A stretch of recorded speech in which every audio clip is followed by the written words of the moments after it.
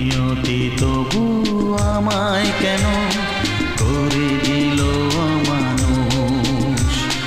সবার মতো আমিও তো চেয়েছি হতে মানুষ।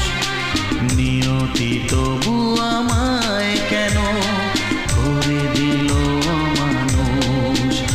অমানুষ অমানুষ অমানুষ।